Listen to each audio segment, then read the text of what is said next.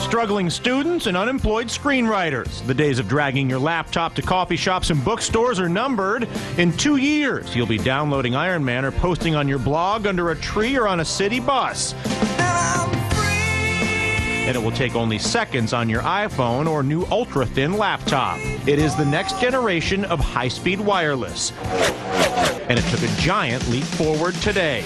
Sprint Nextel teaming up with Clearwire in a multi-billion-dollar partnership to bring WiMax technology to 140 million people by 2010. WiMax, 5 times faster than existing technologies and can blanket entire cities. Backers in the venture include tech titans Google and Intel, and cable kings Time Warner and Comcast. Here's the ultra-fast money in this new ultra-fast wireless world.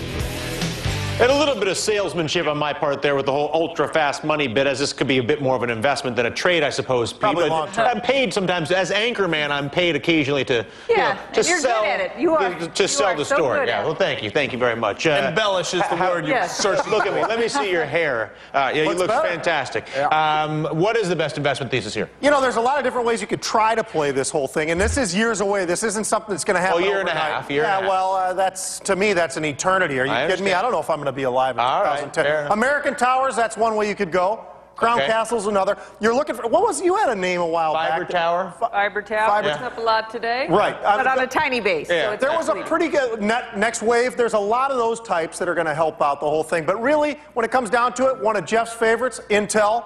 I think the reason that they invested as much as they did, they were the largest of the independent investors. They put in $1 billion into the WiMax rollout. Into this whole rollout. Okay. And I think they can see going forward, along with Google. We just had Moonster just standing right here. Gene was Moonster? Moonster. Hell, you just finished talking about how much you love him, and then you called him Moonster. And I called the guy from Intel Avellini. But in any event, the guy from Intel happens to be the CEO of a Dow 30 component, but sure, the guy from Intel. And I called him Avellini. All right. His name's Odolini. But in any what's case, your point? The reason I think Intel and Google and the rest of they can see this whole build-out really hitting their bottom line. That's another spot where they can start to monetize some of these numbers that everybody's looking for. Go ahead, Karen. We did a trade on this today. Which was? Sold to Clearwire.